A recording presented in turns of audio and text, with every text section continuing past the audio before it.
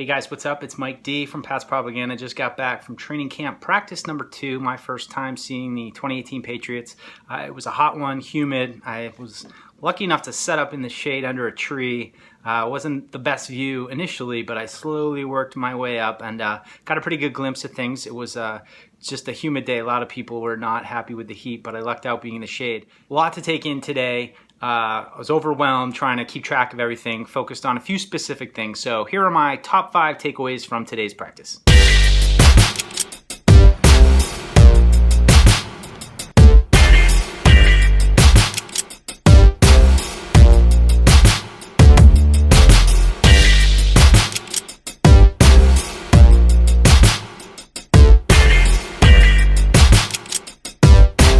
All right, the first thing has got to be Julian Edelman. The guy's back out there. He looks 100% healthy, no knee brace, running crisp routes, coming up with tough catches. I mean, it just looks like the same old Edelman that we've come to expect. I couldn't help but wondering to myself, maybe the advanced recovery techniques he was using might be actually worth that 4-game suspension because you'd never know he was injured. Number 2 is the defense. Just overall, the additions that they brought in between Adrian Claiborne and Danny Shelton, I think it's just a real noticeable physicality that's present on the defense. And of course, this is without pads. They were in shells today, so you can't read too much into the physicality of the defense yet. But just their overall size and the experience that comes with those two guys, I think you can feel it. Having Hightower back, a huge thing, leading the communication. The defense, they have a lot of depth, a lot of guys that they're taking looks at. People are getting opportunities. Another guy on the defense I want to mention is Landon Roberts.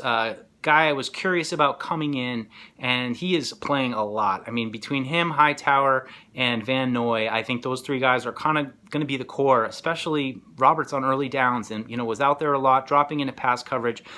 He's a fascinating player to watch, third-year guy, struggled a little bit in coverage and, kind of hurt the overall athleticism in the middle linebacker spot. But, he's one of those guys, could make a jump. He had a lot of playing time last year. Getting back with Hightower, that could really help him for obvious reasons, the kind of player that Hightower is. But he's a guy that certainly seems like he's going to be a focal point on the defense. Number 3 is Jordan Matthews. He's a guy that I've really been harping on, with Edelman out, Amendola gone. He's a guy I feel like needs to step up. Had a real good day, I thought. Bigger guy, runs clean, crisp routes, had a nice catch, contested catch in the end zone for a touchdown from Brady, which you love to see. Had another catch from Brady as well in the 7-on-7 period that I noticed. And, he just has a presence about him. Now, there's a lot of rotation going on right now at the receiver position. You're seeing Philip Dorsett out there, Cordarrelle Patterson, who had an amazing catch, probably the catch of practice down the far end from where I was watching. But they're giving everybody a chance. Chris Hogan looks solid. All the receivers looked good in their, limited places where they've been fit in. And that's exciting because it's an open competition. So it looks like people are neck and neck. People are making plays, and it's going to be exciting to watch unfold over the next few weeks. Now, receivers, I also should mention number 4, Braxton Berrios. I know he's got a big fan following, as these little slot receivers always tend to do in training camp. And I really like how he looks out there. He's catching punts cleanly. He seems like he's got a swagger about him, and I hate really saying swagger, but the way he carries himself, he looks like a player. I'd like to see him make some more catches with the upper units, the 1s and 2s. It's limited chances right now for him with all the depth that they have at receiver.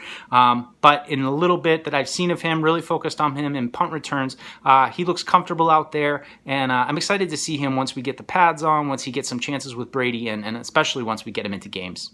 All right, and so the last thing I want to run down is just like opportunities, because there's so many guys out there. We're so curious where people are lining up, who's kind of getting chances with the upper units, who's getting a long look. I thought we saw a little bit of Isaiah Wynn at left tackle, which I thought was an interesting thing after, Trent Brown has been there as the starter yesterday, starting out training camp. Kind of what I expect that he would be the starter, but to see Wynn getting out there, getting some reps with the other first teamers was interesting. Duke Dawson, another guy who got a look in the slot a little bit. They're just rotating a lot of guys through. Jason McCourty, especially in the secondary, getting guys used to working with each other, communicating. The core is clearly Devin McCourty, Patrick Chung, Daron Harmon, but what they kind of work around those guys is where they kind of start to get creative.